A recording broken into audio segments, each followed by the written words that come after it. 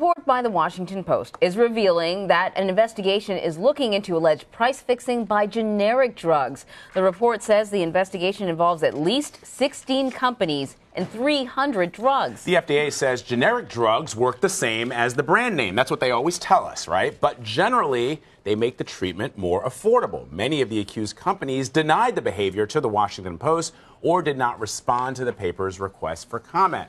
Christopher Rowland is a business reporter for the Washington Post, specializing in healthcare. He wrote this article. And Chris, thanks so much for joining us.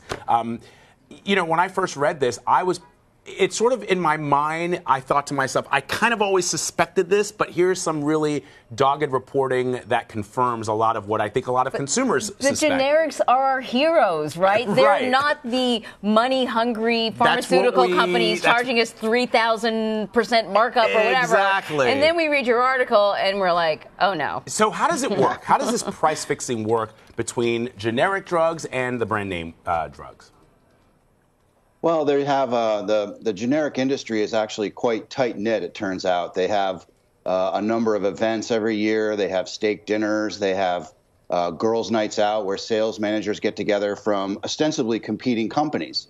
And so and throughout all these contacts, you know, you can imagine what they're lamenting. They're lamenting, we're killing each other. We're competing too aggressively. This is we need to make some adjustments here and figure out how to keep our prices from continually falling due to competition. I mean, it's actually turning the model of generics completely on its head. And so the allegation is that they colluded, that they called their industry the sandbox, and that they divvied it up among themselves. They divvied up markets, and that executives from one company would talk to another company, and they would collude on price, deciding to keep the price high, and that's illegal activity that's alleged by 47 states. And the people who get hurt are consumers and taxpayers who, if the allegations are true, are paying untold billions of dollars of overcharges. And it's not how the generics industry is supposed to work when it was set up. So, Chris, we've been talking a lot here on the show about the El Chapo trial and the drug cartel there. And so I found it very interesting that one official that you spoke to described this as the largest cartel in the history of the United States.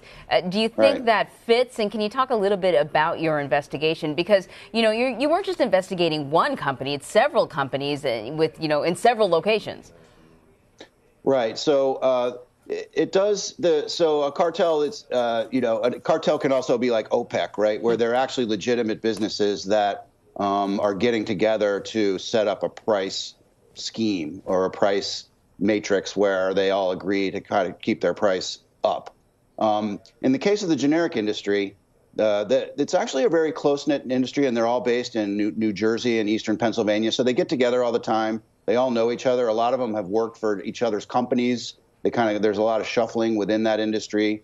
And, a cartel can just be anything where companies from, get together and sort of almost like a club or a network and agree to how to divvy up their market, and essentially they're acting as one company and creating a de facto monopoly out of ostensibly competing companies. And that's how a cartel works.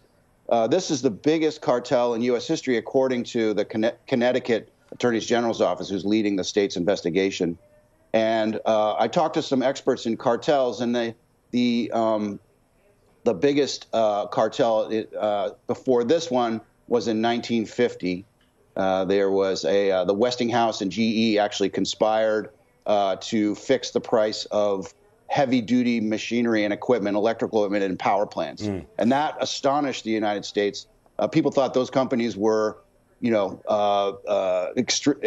of integrity, and they were like seen as the darlings of capitalism. And it turned out they were fixing prices, these huge brand name industries in America. So it's an old story. You're not supposed to do it, and when you get caught, you're going to get prosecuted.